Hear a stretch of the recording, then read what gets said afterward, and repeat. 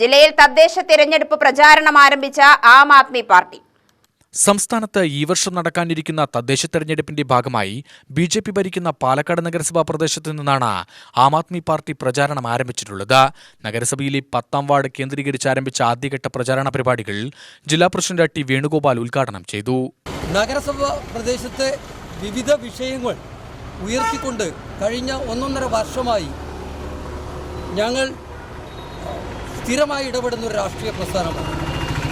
അത് വേസ്റ്റ് മാനേജ്മെൻറ്റിൻ്റെ കാര്യത്തിലായാലും റോഡ് നവീകരണ വിഷയത്തിലായാലും വളരെ അടിസ്ഥാന പ്രശ്നങ്ങൾ, അത് ഡ്രെയിനേജ് വിഷയമായാലും ഒക്കെ തന്നെ സ്ഥിരമായി ആം ആദ്മി പാർട്ടി ഇടപെട്ട് വരുന്നു.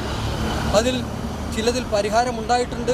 റോഡ് നവീകരണം ഭാഗികമായെങ്കിലും പരിഹരിക്കപ്പെട്ടിട്ടുണ്ട്.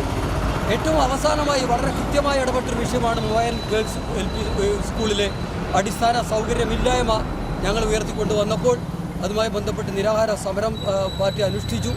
ഇന്ന് 7 ക്ലാസ് റൂമുകൾ അടിസ്ഥാന സൗകര്യം ഒരുക്കാൻ ബന്ധപ്പെട്ടവർ നിർബന്ധിതരായിരിക്കുന്ന ഒരു സാഹചര്യവുമുണ്ട്. ജില്ലാ സെക്രട്ടറി ദിവാകരൻ, സംസ്ഥാന സമിതി അംഗം ഉഷാകുമാരി എന്നിവർ പ്രസംഗിച്ചു. പാർട്ടി പ്രവർത്തകർ തിരഞ്ഞെടുപ്പ് പ്രചാരണത്തിൽ സജീവമായി പങ്കെടുത്തു. UTV news, Palakkad.